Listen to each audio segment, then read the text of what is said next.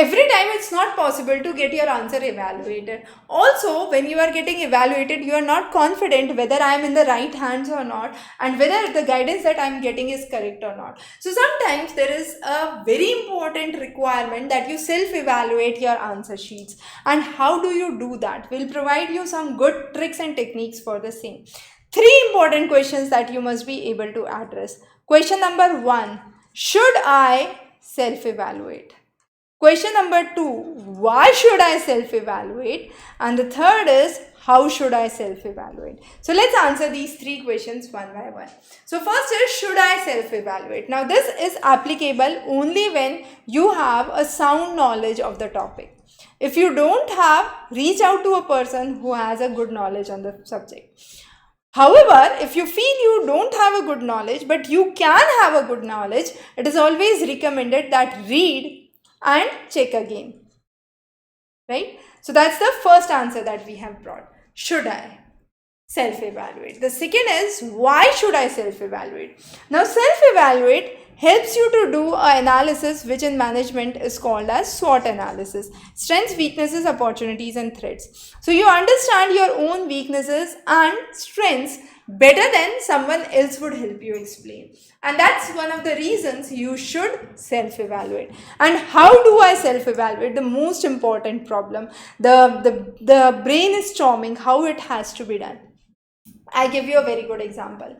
Read a topic. How do you do this? Let's say try it for one answer and see if it works well for you. If not, probably we'll come up with some other video. Okay, so read a topic today, right? Write an answer, frame a question, write an answer on it tomorrow. Either frame a question or get a question related to it and write an answer tomorrow. Then check that answer. Check what you had read before or you had created notes, whatever it was, and see what were the points missing. Now just have those in mind.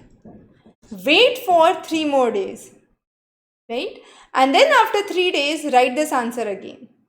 Now when you are writing this answer again, compare your copy, what you have written today and after 3 days.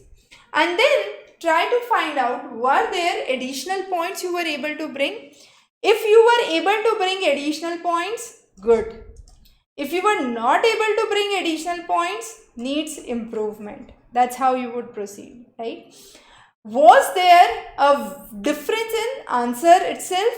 So the formulation, the way of presentation, if it was on a better side, good. If it was not, needs improvement. So you have to actually self-evaluate. If I'm not able to understand the concept, then again needs improvement. If I'm able to understand, it's good.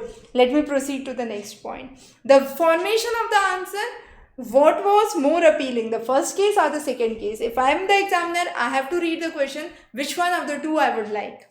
In terms of the content, so you can check it in terms of content, in terms of quantity, in terms of quality, in terms of the information that is given into the answer, included into the answer, and therefore there are various parameters that you must keep that in mind while you are answering the question. I hope this session was beneficial, and if you have any questions or doubts, feel free to reach us. Thanks for joining us.